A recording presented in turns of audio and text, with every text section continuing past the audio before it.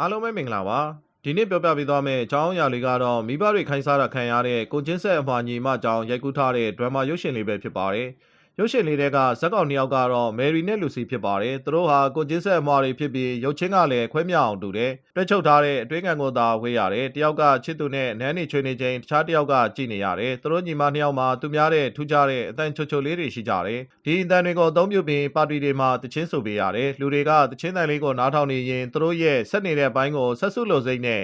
ကင်တွေပုတ်တက်ကြတယ်ညီမနှစ်ယောက်ကပတ်စံတွေအများကြီးရှာပေးတဲ့အတွက်မိသားစုကစိတ်ချမ်းသာနေတယ်ညီမတွေကတော့ခန္ဓာကိုယ်ချင်းဆက်နေတဲ့အတွက်အဆင်မပြေမှုတွေအများကြီးကြုံတွေ့နေရတယ်တယောက်ကချော်လဲရင်နောက်တယောက်ကပါချော်လဲတယ်တယောက်ကအများကြီးစားရင်နောက်တယောက်ကပါဘိုင်းအောင်တယ်မယ်ရီကတော့သူ့ညီမလူစီနဲ့အမြဲတမ်းခွာချင်နေပါတယ်လွတ်လွတ်လပ်လပ်နေထိုင်ခြင်းပြီးအပြင်လောကကိုလည်းမြင်ချင်နေတယ်လူစီကတော့တစ်သက်လုံးသူ့မဘေးနားမှာပဲနေထိုင်ခြင်းနဲ့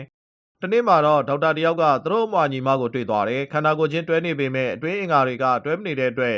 ်လွယ်ကူခွဲထုတ်လို့ရကြောင်းပြောတယ်အဲ့ဒေါက်တာကိုဖေဖြစ်သူကလူလိမ်တယောက်လုံးမောင်းထုတ်ပစ်တယ်ဒေါက်တာကသူ့လုပ်ငန်းကတ်ကိုထုတ်ပေးတော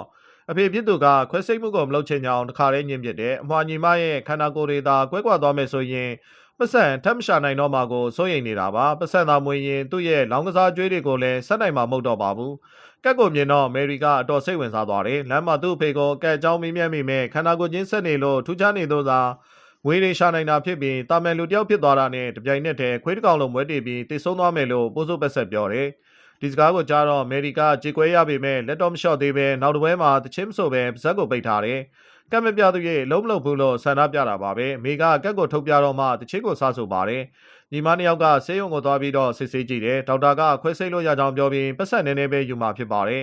အလကားနီးနီးလောက်ဖြစ်တဲ့အတွက်ဘတ်စကားကပဲအဖေစီကတောင်းတယ်အဖေကတော့ပတ်ဆက်များမှမရှိကြောင်းပြောတယ်တစ်နှစ်ကိုဒေါ်လာ8000ကျော်တောင်ရှာပေးခဲ့ပေမဲ့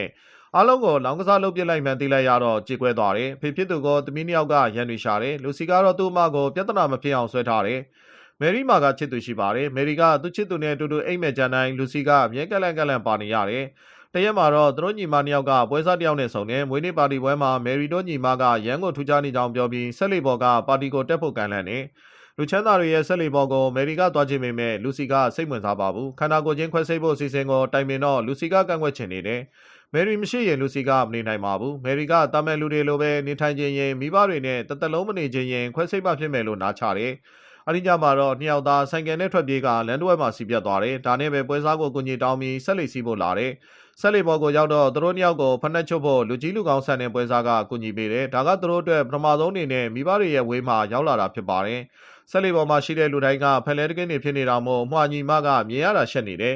လူစီကတော့ပွဲစားစီကိုခက်တီတီသွားပြီးခွဲစိတ်ဖို့ပတ်စံချီတယ်လွယ်ကူပဲသဘောတူပြီးတဲ့နောက်ပြန်လည်အနေနဲ့ကိစ္စတစ်ခုကိုတောင်းဆိုတယ်ညီမနှစ်ယောက်ကအခန်းထဲကိုလိုက်သွားရပြီးပတ်စံတွေကိုထုတ်ပေးတယ်အရက်နှစ်ခွက်ပေးပြီးတိုက်ပေမဲ့လူစီကမတော့ပါဘူးအရက်ရှိန်နဲ့မယ်ရီကပွဲစားနဲ့အိတ်ဖို့လုပ်တယ်ပွဲစားကမယ်ရီကိုတတွေးတိုက်ကျွေးနေတဲ့အချိန်လူစီရဲ့ပေါင်ကိုလာပုတ်နေတယ်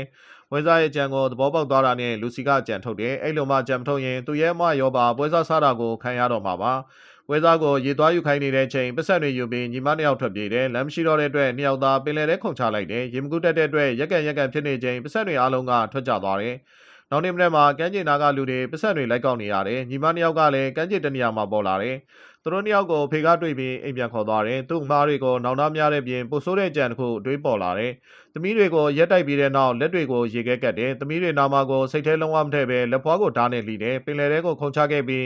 မသေးပဲပြန်ရှင်လာတဲ့အတွက်တန့်စင်ကြောင်လူတွေကိုဂျင်းထည့်ပြီးပြစားမှာဖြစ်ပါတယ်စိတ်မပါပေမဲ့ဖေခိုင်းသလိုပဲလူတွေကြားထဲကိုသွားရတယ်သူတို့ရဲ့သွေးကိုပုတ်ရင်စိတ်ဝိညာဉ်နဲ့ခန္ဓာကိုယ်တန်းစီပြီးလို့ထင်နေကြတဲ့လူတွေကလာပုတ်ကြတယ်တချို့ဆိုရင်လက်ကအနာကိုတောင်မှသွေးပိုထွက်အောင်ဖိတယ်မယ်ရီကတိမခံနိုင်တော့တဲ့အတွက်သူ့ရင်ဘတ်ကိုသူဓာတ်နဲ့ထိုးကညီမနှစ်ယောက်စလုံးမိလဲသွားတယ်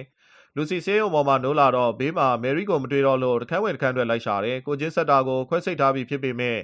မယ်ရီဝေးမှာမနေနိုင်လို့ဖက်ပြေးသွားနေရင်ဒီဇက်လန်လေးကဒီမာရီမယ်တခန်းရက်သွားပါတော့တယ်နောက်နေ့တွေမှာတင်ဆက်မဲ့ဗီဒီယိုကောင်းလေးတွေကိုကြည့်ရှုဖို့အတွက် channel ကိုပြန်လာဖို့ဖိတ်ခေါ်လိုက်ပါတယ်